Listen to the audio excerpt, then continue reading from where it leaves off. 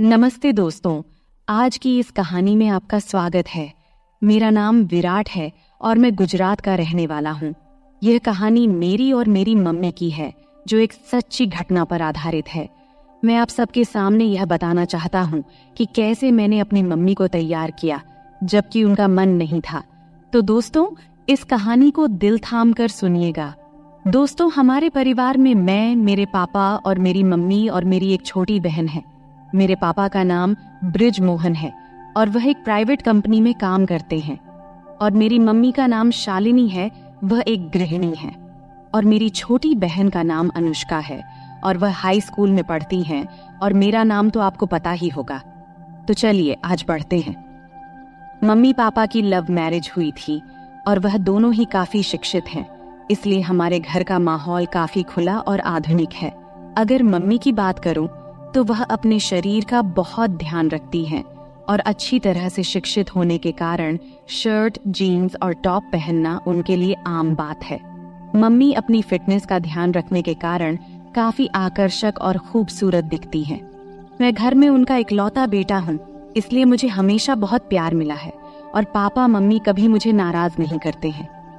जब भी समय मिलता है हम चारों मिलकर खुलकर बातें करते हैं।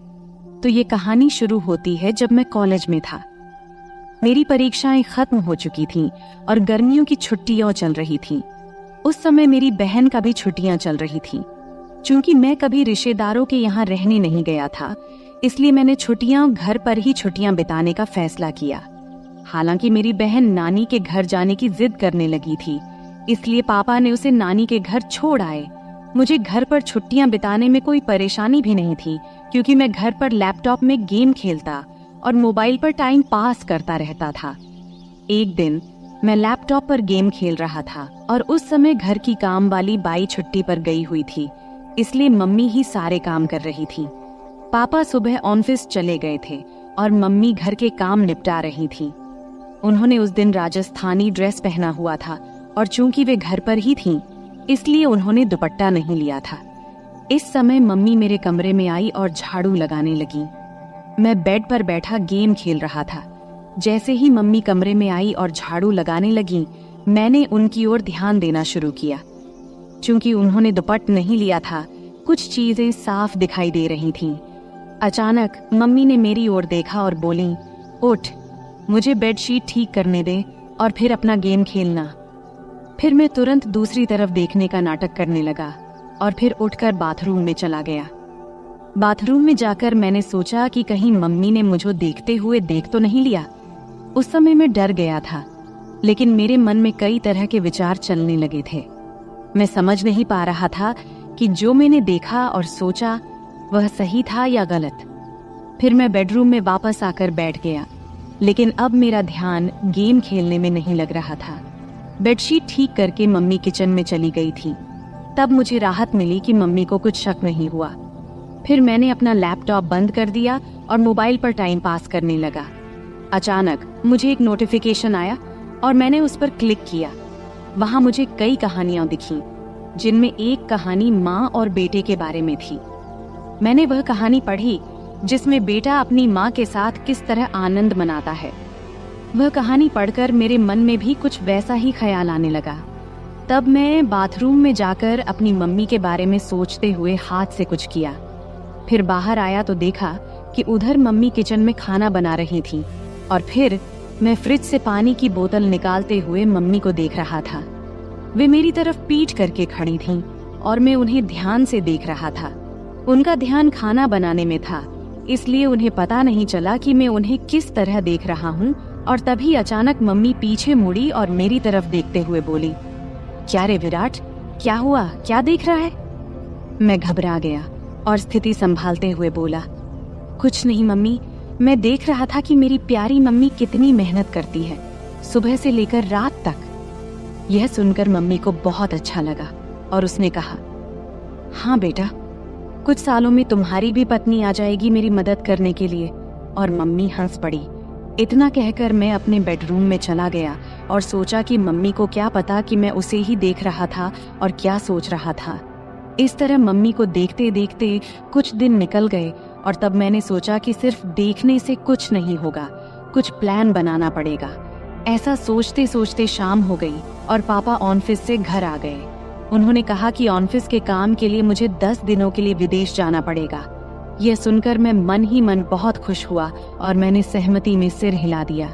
फिर 3 दिन बाद पापा जाने वाले थे और मैंने ठान लिया कि जो भी करना है इन 10 दिनों में ही करना है, नहीं तो फिर ऐसा मौका नहीं मिलेगा। अगले दिन मंगलवार था। पापा जाने वाले थे, इसलिए थोड़ी बहुत शॉपिंग करनी थी।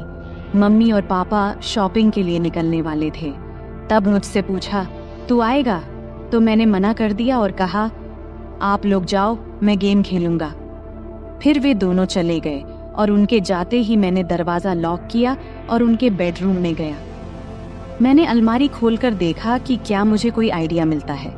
तभी मुझे एक युक्ति सूझी। मैंने और ढूंढने की कोशिश की तो मुझे मम्मी की लिपस्टिक और बॉडी स्प्रे मिला। ढूंढते हुए मुझे मम्मी के कई कपड़े मिले। उनमें एक ड्रेस मिला। मम्मी का वह 1 पीस था, लाल रंग का। उसे देखकर मैंने सोचा, मम्मी इस ड्रेस में कैसी लगेगी। सोचते सोचते मैंने अलमारी में कपड़े ठीक ठाक से रख दिया। लेकिन बेडरूम में मम्मी की फोटो देखकर मुझे फिर से कुछ अजीब महसूस हुआ। अब मैंने मन में ठान लिया था कि मम्मी के नाम पर कुछ भी नहीं होने वाला। अब कुछ करना ही पड़ेगा, तभी मैं शांत हो पाऊंगा। सब कुछ ठीक से समेटकर मैं हॉल में आकर टीवी देखने लगा। तभी मम्मी और पापा वापस आ गए और बैठ गए। इस तरह वह दिन निकल गया और अगले दिन पापा जाने वाले थे। इसलिए मम्मी ने जल्दी उठकर सब कुछ समेट दिया और पापा को नाश्ता देकर घर के बाकी काम करने लगी। सुबह के 8 बजे पापा हमें बाय बोलकर चले गए और मम्मी भी घर के कामों में लग गई। पापा का बाहर कंपनी के काम से जाना हमारे लिए कोई नई बात नहीं थी। मम्मी जल्दी उठने और पापा को संभालने के चक्कर में नहाने नहीं गई थी। पापा के जाने के बाद सुबह 9 बजे मम्मी नहाने चली गई और मैं हॉल में टीवी देख रहा था। अचानक मम्मी की आवाज आई, विराट, तौलिया दे दो। मैं बाहर ही भूल आई। मैं तुरंत तौलिया लेकर गया। मम्मी ने दरवाजा थोड़ा सा खोला और तौलिया लेने के लिए हाथ बढ़ाया। जब मम्मी ने तौलिया के लिए हाथ बढ़ाया तो मैंने देखा कि मम्मी के बाल पूरी तरह भीगे हुए थे। उनके हाथ से पानी टपक रहा था और उनके चेहरे और हाथों पर पानी की बूंदें देखकर मम्मी मुझे बेहद खूबसूरत लगी। जब मम्मी ने हाथ आगे किया तो वह थोड़ा साइड में खिसकी थी। तब मुझे वह थोड़ी सी दिखी और उस पर पानी की बूंदें भी थीं। उसके हाथ जैसे मुझे अंदर बुला रहे थे, लेकिन वह चालाक थी, तुरंत अंदर खिसक गई।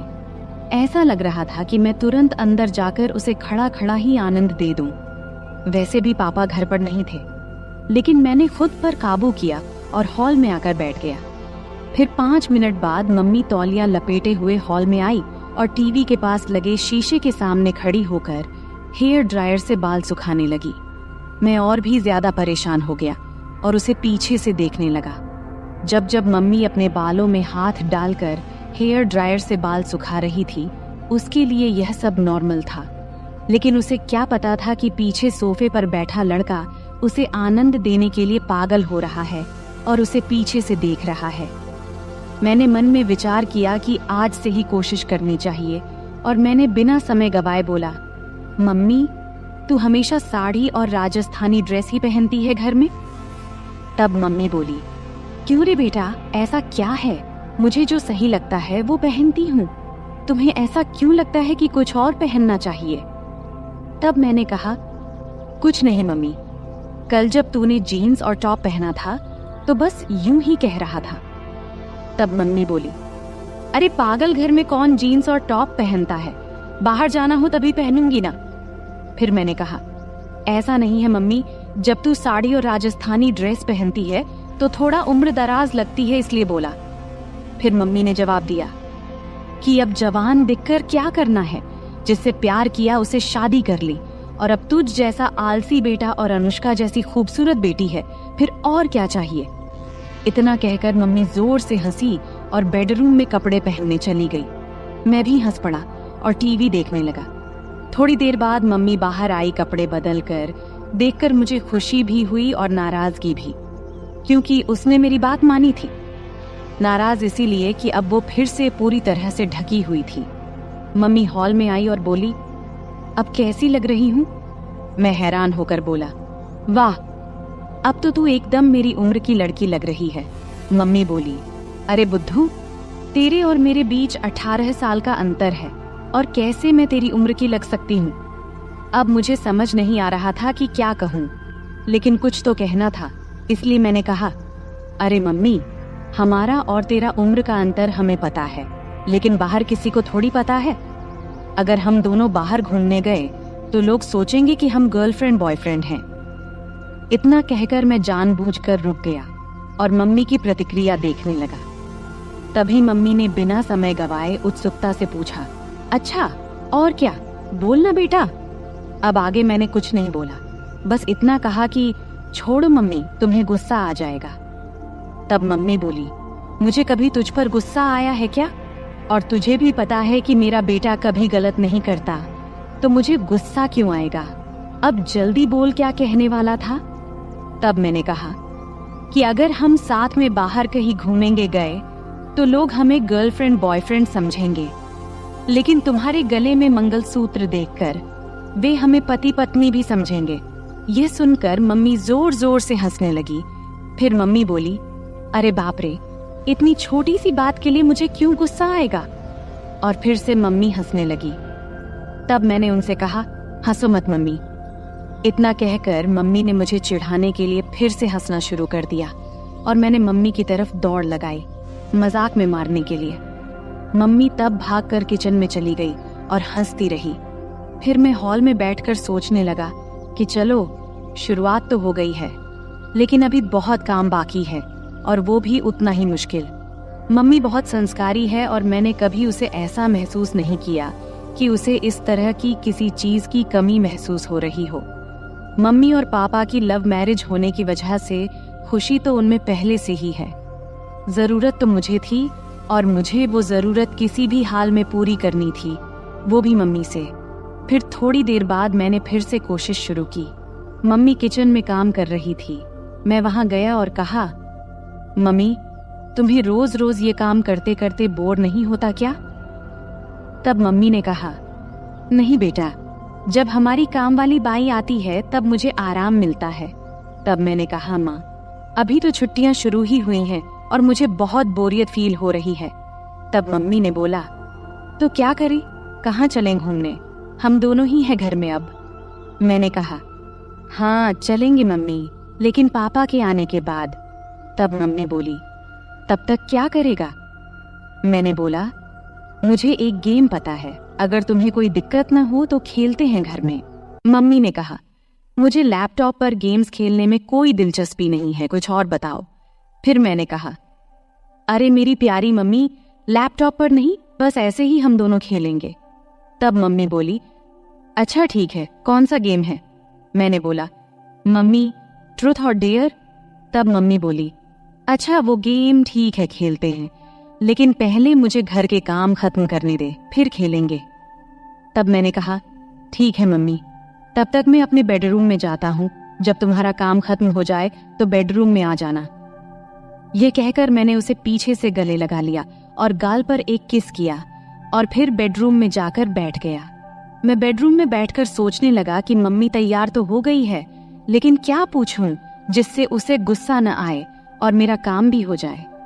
थोड़ी देर बाद मम्मी बेडरूम में आई और मेरे सामने बैठ गई।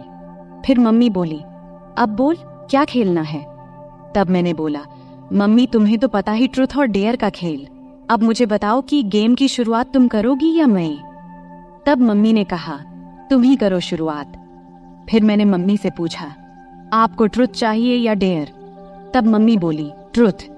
फिर मैंने सवाल पूछा, तुम्हारा शादी से पहले कोई बॉयफ्रेंड था? मेरा सवाल सुनते ही मम्मी बोली, ये कैसा सवाल है विराट?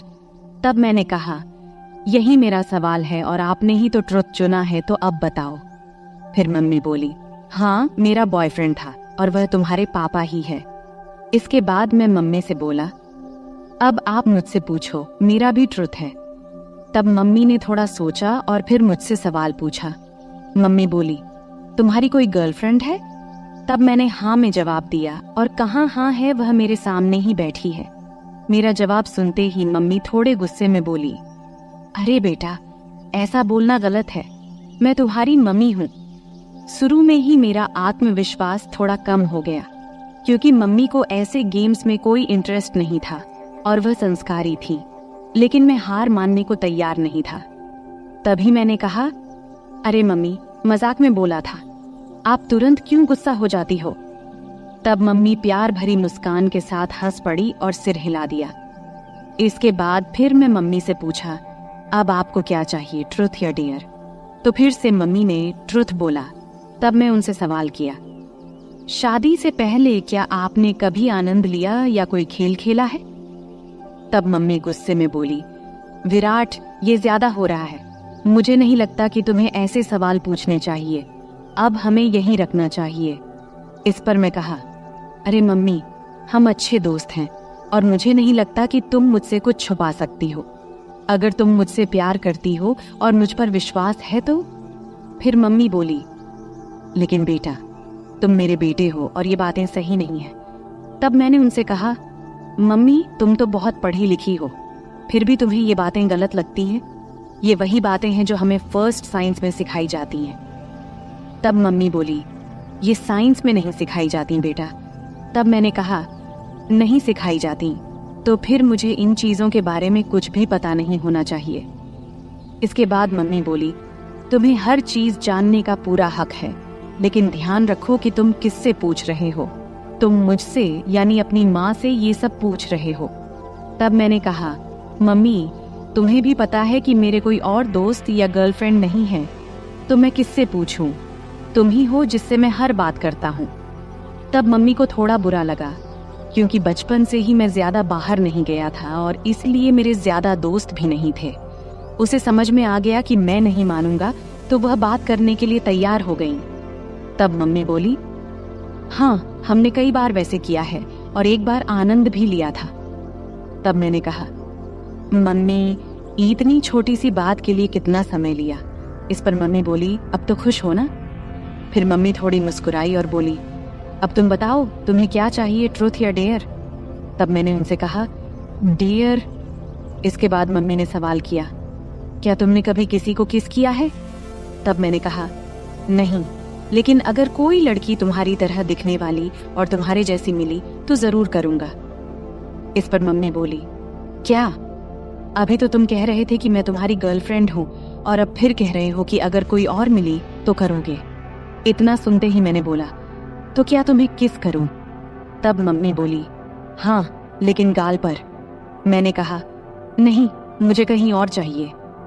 अब मम्मी बहुत गुस्सा हो गई थी और मुझे डांटने लगी, लेकिन फिर भी मैंने हार नहीं मानी, क्योंकि मुझे पता था कि अगर अब रुक गया तो फिर कभी मम्मी से बात नहीं कर पाऊंगा। किसी तरह मम्मी को शांत किया और गेम फिर से शुरू किया। मैंने कहा, ठीक है मम्मी, गाल ही सही, अब मैं करूं?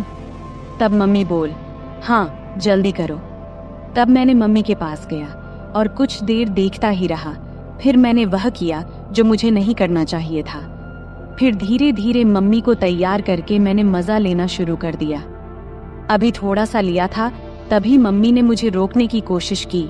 तब मैंने महसूस किया कि मैं अपनी हदें पार कर रहा हूँ। इस समय मम्मी की आंखों में नाराजगी और चिंता साफ झलक रही थी।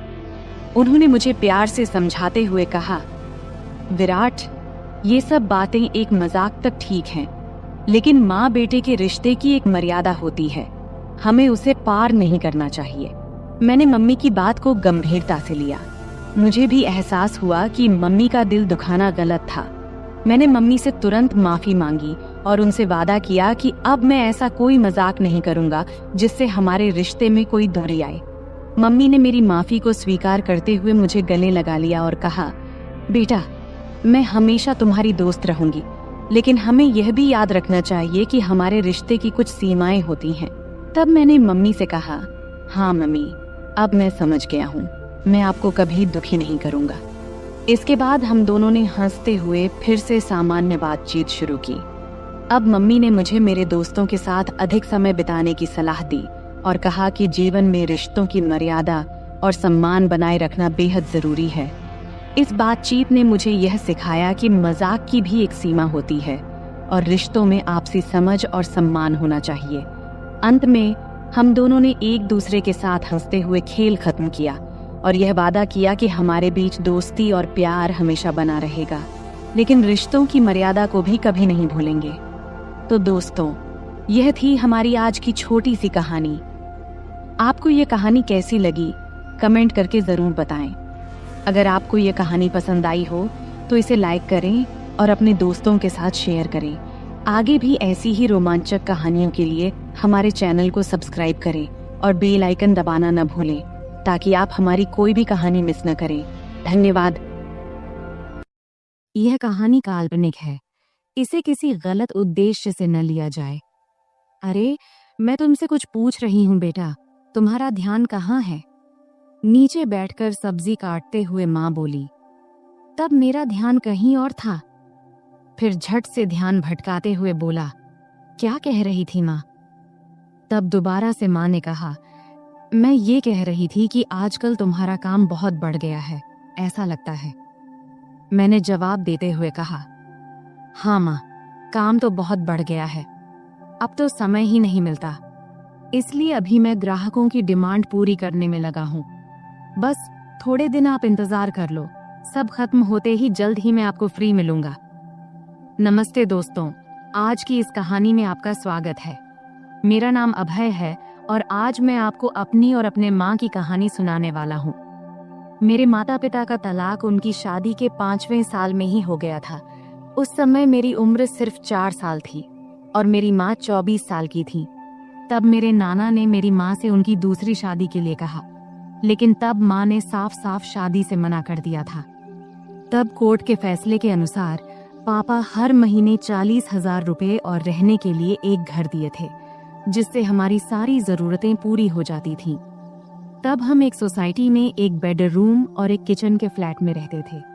तब घर में सिर्फ मैं और माँ ही थे, इसलिए हम दोनों एक दूसरे से ही बातें किया करते थे। मेरी माँ का स्वभाव थोड़ा सख्त था, लेकिन हम दोनों एक दूसरे का ख्याल अच्छे से रखते थे। अब मेरी उम्र 28 साल है और मेरी माँ 48 साल की है। मैंने ग्रेजुएशन के बाद फैशन डिजाइनिंग का कोर्स किया था और एक बड़े डिजाइनर के साथ काम करना शुरू किया। वहां से बहुत कुछ सीखने के बाद मैंने अपना खुद का सिलाई की दुकान खोला, जो धीरे धीरे अच्छा चलने लगा। अब मेरे पास बस टेलर काम करते हैं। एक दिन सुबह माँ सब्जी काट रही थी, तब उन्होंने मुझसे पूछा, अभय, तुम किस तरह के कपड़े बनाते हो? मैंने कहा, लेडीज के सभी तरह के कपड़े। क्यों माँ, क्यों पूछ रही हो? उन्होंने कहा, ऐसे ही रे। फिर माँ ने पूछा, साड़ियाँ, ब्लाउज, साया, घाघरा चोली, ये सब भी बनाते हो क्या? मैंने कहा, हाँ माँ, सब बनाते हैं। फिर माँ ने कहा, तब तो तुम्हारे सिलाई की दुकान में रोजाना बहुत सारे महिलाएं आती होंगी। इस पर मैंने कहा, हाँ माँ, बिजनेस किया है तो पुरुष, महिलाएं सब तो आएंगी ही ना। फिर आगे माँ ने पूछा, तो बेटा महिलाएं का नाप कौन लेता है? कोई आदमी रखा है क्या? तब मैंने कहा, हाँ माँ, सब मैनेज हो जाता है, आजकल सब चलता है, लेकिन तुम इतना क्यों पूछ रही हो? इस पर माँ ने कहा, मुझे भी कुछ ब्लाउज सिलवाने हैं, मेरी जो दोस्त थी उसने अब काम छोड़ दिया है। मैंने कहा, माँ, आप इतने देर से पहेलियाँ क्यों बुझा रही थी? अगर आपको ब्लाउज बनवाना है तो इसमें दिक्कत क्या है? तुम अपना पुराना ब्लाउज दे दो, मैं टेलर को दे दूंगा, वह बना देगा, फिर लाकर तुम्हें दे दूंगा। इतना सुनते ही माँ ने कहा, मेरा कोई भी ब्लाउज अब फिट नहीं होता है, नई नाप लेनी पड़ेगी। इस पर मैंने कहा, ठीक है माँ, मैं टेलर को बोल दूंगा, कल टेलर आकर तुम्हारी नाप ले लेगा। अब तो कोई दिक्कत नहीं है ना? तभी माँ बोली, बेटा मुझे ऐसा नहीं लगता कि मैं किसी अजनबी आदमी को अपना नाप लेने दूंगी। मैंने कहा, माँ, अगर आप नाप नहीं देंगी तो फिर ब्लाउज कैसे सिलाएगा? फिर थोड़ी देर सोचने के बाद माँ ने कहा, तू ही क्यों नहीं मेरा नाप ले लेता? यह सुनकर मैं हैरान होकर बोला, मैं? ये कैसे हो सकता है? माँ ने जवाब दिया, इसमें क्या है, मुझे तुझसे नाप लेने में कोई दिक्कत नहीं होगी। अब मैं थोड़ा असमंजस में पड़ी एज गया था, क्योंकि दूर से देखने और किसी को छूने में बहुत फर्क होता है। लेकिन तब यह हाथ आया, मौका छोड़ना भी मुझे सही नहीं लगा। उस दिन सोमवार का दिन था और उस दिन विश्वकर्मा पूजा था, तो सिलाई की दुकान बंद था। तब मैंने सोचा कि आज ही ये काम कर लेना चाहिए। फिर सुबह नाश्ता करके मैं सिलाई की दुकान से कुछ एल्बम और माप लेने का सामान लेकर आ गया। तब मैंने ऐसे एल्बम चुना था जिनमें डिजाइन वाले ब्लाउज दिखाए गए थे। इनमें से कुछ बहुत ही छोटे और बैकलेस थे। फिर मन ही मन मैंने तय किया कि आज ये काम अच्छे से पूरा करना है। 12 बजे जब मैं घर पहुंचा तब माँ रसोई में थी। उन्होंने मुझसे कहा, बेटा आ गया तू, सामान ले आया? तब मैंने कहा, हाँ सब ले आया हूँ, अब तुम जल्दी से अपना काम खत्म कर लो। फिर थोड़ी देर बाद माँ मेरे पास आकर बैठ गई और एल्बम देखने लगी। तब वह हल्की पीली साड़ी पहनी थी और उनकी साड़ी का कपड़ा इतना पतला था कि शरीर की रूपरेखा दिख रही थी। तब मैं माँ को देखते देखते खो गया। तभी उन्होंने तेज आवाज में कहा, अभय सुन रहा है तू? तब मैं चौंक कर बोला, हाँ क्या हुआ माँ? तब माँ ने एल्बम दिखाते हुए कहा, इतने छोटे ब्लाउज कैसे पहन सकती हूँ मैं, मुझे ये डिजाइन पसंद नहीं है। तब मैंने समझाया, अरे ये सब तो बस डिजाइन दिखाने के लिए है, तू वैसे ही सिलवा लेना जैसा तुझे पसंद हो। फिर थोड़ी बहस के बाद माँ मान गई और बोली, ठीक है चल अंदर माप ले ले। तब हम बेडरूम में गए। फिर मैंने माप लेने के लिए टेप निकाला। तब माँ खड़ी हो गई और बोली, सही से माप लेना ताकि बाद में दिक्कत कोई ना हो। तब मैं अपनी माँ का नाप लेने के लिए तैयार था। अपने मन पर और खुद पर पत्थर रखकर मैंने यह काम शुरू किया। तब मैं पूरी कोशिश कर रहा था कि यह काम एक प्रोफेशनल टेलर की तरह करूं, लेकिन इस दौरान मेरे दिल की धड़कन तेज हो गई। तभी माँ ने और करीब आकर मुझसे कहा, चल जल्दी कर, मुझे और काम भी करना है। फिर मैंने माप लेना शुरू किया और पहले मैंने माँ के बाजू, कंधे और कमर का नाप लिया। फिर थोड़ा रुककर मैंने माँ से पूछा, माँ ब्लाउज के नीचे की पट्टी इतनी छोटी क्यों होती है, इससे परेशानी नहीं होती क्या? मैंने सुना है कि कई महिलाओं को वहाँ के कपड़े काटने से दिक्कत होती है, क्या तुम्हें कभी ऐसा हुआ है? इस पर माँ ने सिर झुका लिया और कहा, मुझे तो अभी तक कोई दिक्कत नहीं हुई। फिर मैंने कहा, मुझे लगता है कि तुम्हें थोड़े बड़े डिजाइन के ब्लाउज सिलवा लेने चाहिए। इस पर माँ ने हामी भरी और मैं फिर नाप लेने लगा। मैंने गले का नाप लेना शुरू किया। टेप को माँ की गर्दन के चारों ओर रखा।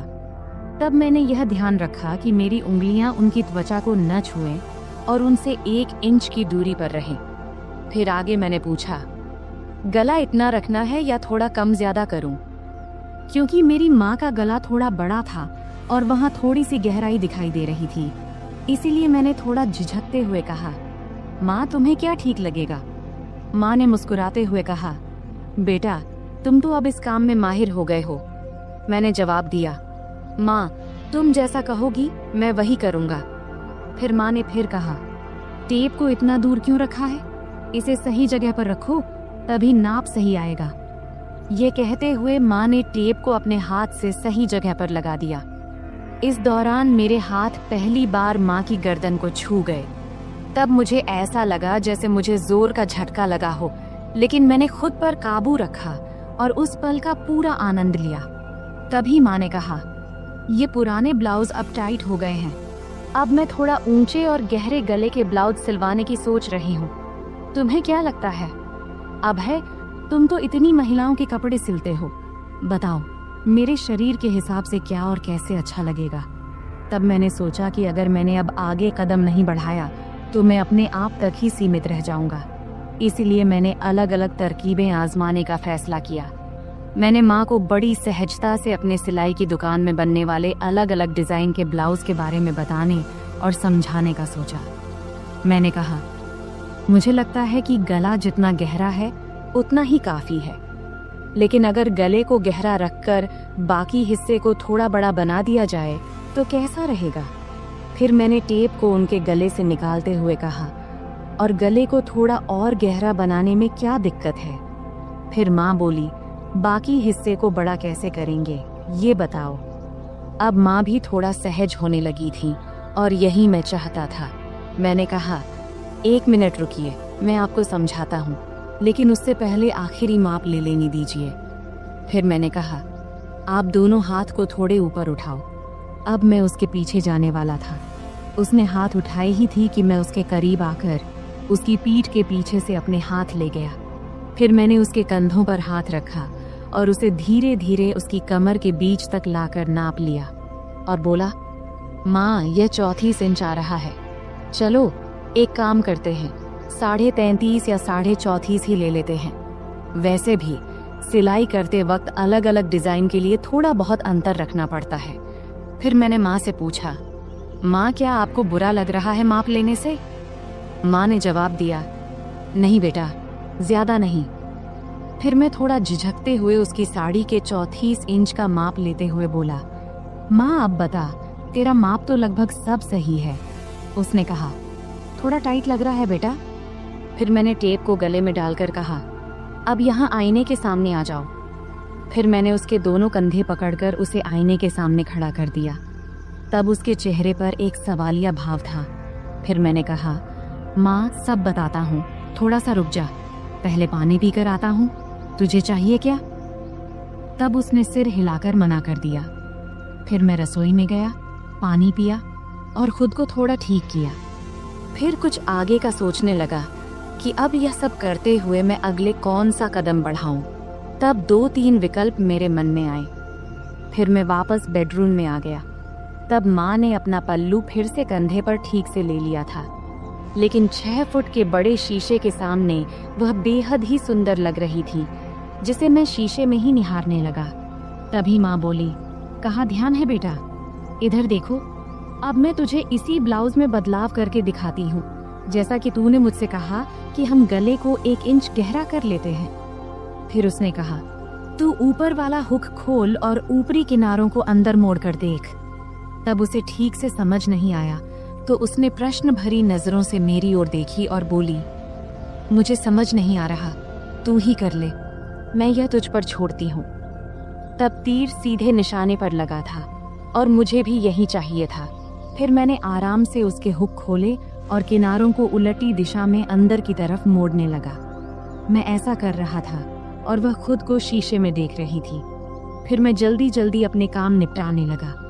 उस दिन मुझे भी एक अजीब सा सुकून मिल रहा था। जब मेरा काम हो गया तो मैं उसके और ड्रेसिंग टेबल के बीच से हटकर एक तरफ हो गया और उससे कहा, देखो, अब यह वैसे ही है जैसा तुम चाहती थी, 1 इंच गहरा। क्या लगता है, अब बताओ। फिर माँ ब्लाउज की तरफ देखने लगी और मुझसे बोली, अब है, तुझसे सच कहूँ तो ऐसे गले में मुझे बहुत आराम महसूस होता है। ऐसे ब्लाउज पहनने पर ऐसा नहीं लगता जैसे हंस को पानी में तराने से। फिर मैंने कहा, माँ, नाराज मत होना, लेकिन एक बात कहूँ। अब मैं अगला कदम उठाकर उसे और सहज करने की कोशिश करना चाहता था। तब माँ मुस्कुराते हुए बोली, नहीं रे अभय, मैं तुझसे कैसे नाराज हो सकती हूँ, बोलना जो बोलना है। तब मैंने सावधानी से कहा, इतने गहरे गले वाले ब्लाउज से सब कुछ बहुत ज्यादा नजर आता है और यह थोड़ा अजीब भी लगता है। यह सुनते ही माँ ने अपने ब्लाउज की 3 इंच अंदर की तरफ मोड़ी और हंसते हुए बोली, मुझे कौन देखने वाला है अभय, घर पर तो हम दोनों ही रहते हैं और बाहर मुझे बहुत कम ही जाना पड़ता है। वैसे भी तुम्हारे सामने मुझे कोई दिक्कत नहीं होती। मैंने कहा, माँ, मुझे यह जरूरी लगा कि आपको बता दूं, फिर आप जैसा बोलोगी वैसा ही होगा। इस पर माँ मुस्कुराई और बोली, ठीक है बाबा, अब तुम करो। फिर मैंने कहा, मैं तुम्हें वैसे ही ब्लाउज दिखाता हूँ जैसा मैं बता रहा था। उसके बाद मैं उसके एकदम सामने गया। जैसे ही मैं उसके पास गया, वह थोड़ा आगे बढ़ी। फिर मैंने ब्लाउज का हुक वापस लगाने के लिए ब्लाउज को ठीक करना शुरू किया। फिर फोटो लेने के बाद मैंने उसे वापस सही से पहना दिया। फिर मैंने उसके दोनों कंधों के पास से ब्लाउज के किनारे पकड़ा और हल्का सा खींचा ताकि उसके कंधे साफ नजर आएं। ब्लाउज अब ढीला हो गया था और उसके कंधे लगभग उघड़ गए थे। इसके बाद मैंने नीचे से दोनों तरफ अपनी 2 उंगलियां अंदर डालीं और वह सहजता से ब्लाउज के अंदर चली गई। तब उसने मेरी तरफ देखकर कहा, क्या कर रहे हो बेटा, मुझे कुछ समझ नहीं आ रहा, बस 1 मिनट रुको माँ। मैंने सिर हिलाते हुए कहा और फिर अपने काम में लग गया। अब मैंने उसके ब्लाउज के नीचे की किनारी पकड़ा और उसे थोड़ा नीचे खींचा। फिर मैंने उसके ब्लाउज के नीचे के दोनों हुक खोल दिए अब उसकी गर्दन की कटिंग थोड़ी दिख रही थी। अब सारा काम खत्म करने के बाद मैं थोड़ा पीछे हटकर उसे एक बार देखा और फिर किनारे हो गया। अब उसका गला बड़ा हो गया था, लेकिन ज्यादा गहरा नहीं था। तब मैंने नोटिस किया कि उसकी चेहरे पर संतोष नहीं दिख रहा था। शायद उसे और गहरे गले वाला चाहिए था। इसलिए मैंने पूछा, क्या हुआ माँ, ऐसा ठीक नहीं लग रहा क्या? तब माँ ने हाथ रखते हुए शरारती अंदाज में हंसते हुए बोली, नहीं रे, मुझे गहरा गला अच्छा लगता है, नहीं तो ऐसा लगता है जैसे किसी ने कसकर बांध दिया हो। तब उसकी बात सुनकर मुझे ऐसा लगा जैसे मुझे 440 वोल्ट का झटका लगा हो। फिर आगे वह बोली, अरे ये कई बार सिर्फ दूरी की वजह से होता है। एक काम करो, क्या तुम सिर्फ ब्लाउज में ही माप ले सकते हो? वैसे भी मुझे ऐसा एक ब्लाउज चाहिए जिसमें नीचे कुछ पहनने की जरूरत ना हो। अगर माप सही से लो तो बेहतर रहेगा। मैंने कहा, हाँ माँ, यह सही भी रहेगा, लेकिन बाकी ब्लाउज के लिए तो नीचे पहनना जरूरी होगा, नहीं तो वे टाइट हो जाएंगे। तब माँ ने सिर हिलाते हुए कहा, ठीक है, तुम यहीं रुको, मैं आती हूँ। फिर वह बाथरूम में चली गई और दरवाजा थोड़ा सा खुला ही छोड़ दिया। तब मन में ख्याल आया कि दरवाजे के पीछे से झांकूं, लेकिन मैंने संयम बनाए रखा, क्योंकि मैंने तय किया था कि धीरे धीरे माँ को अपने सामने सहज बनाना है। फिर 5 मिनट बाद माँ बाहर आई और मेरे सामने आकर खड़ी हो गई। तब एक पल के लिए मैंने उसकी ओर देखा और देखकर हैरान रह गया, लेकिन मैंने कोई प्रतिक्रिया नहीं दिया और अपने काम में लग गया। फिर मैंने कहा, माँ, अब हम सिर्फ तुम्हारी पीठ का ही माप लेंगे, क्योंकि फर्क वहीं से पता चलेगा। तब माँ ने हल्के से मुस्कुराते हुए पूछा, क्या रे, तुम लोग सिलाई की दुकान में भी औरतों को ऐसे ही कपड़े उतरवाने को कहते हो क्या? फिर आगे माँ ने अपना हाथ मेरे कंधे पर रखते हुए और शरारती अंदाज में हंसते हुए बोली, तुम्हारी तो मौज है बेटा, इतनी सारी औरतों को संभालने का काम मिलता है। इस पर मैंने जवाब दिया, माँ, मजा कैसा? मैं तो अब कुछ खास औरतों को छोड़कर माप लेना बंद कर चुका हूँ। अच्छा, और ये क्यों? माँ ने पूछा। इस पर मैंने जवाब दिया, माँ, कुछ औरतें जो बड़े घरों की होती हैं या जो हमारी शुरुआती कस्टमर थीं, वे मेरे कारीगरों को माप नहीं लेने देती, इसलिए मुझे खुद ही लेना पड़ता है, तुझे लेना पड़ता है। यह कहती हुई माँ पलंग पर बिना आंचल के बैठ गई और फिर बोली, बेटा, तुम्हारी तो मन मोह लेती होगी इन औरतों ने। मैंने मुस्कुराते हुए कहा, नहीं माँ, मैं तो बिल्कुल प्रोफेशनल तरीके से काम करता हूँ। फिर माँ ने शरारती मुस्कान के साथ पूछा, लेकिन फिर भी तुम्हें उनका स्पर्श तो होता होगा ना, है कि नहीं? सच बता। इस पर मैं थोड़ा शर्माते हुए बोला, हाँ, होता है, लेकिन वे कुछ नहीं कहती, क्योंकि उन्हें मेरे सामने सुरक्षित महसूस होता है। फिर माँ ने हंसते हुए कहा, मेरा बेटा कितना समझदार है। ये कहते हुए उसने मुझे गले लगा लिया। इतनी ठंडी रात में उसके गले लगाने से उसकी गर्माहट मुझे महसूस होने लगी।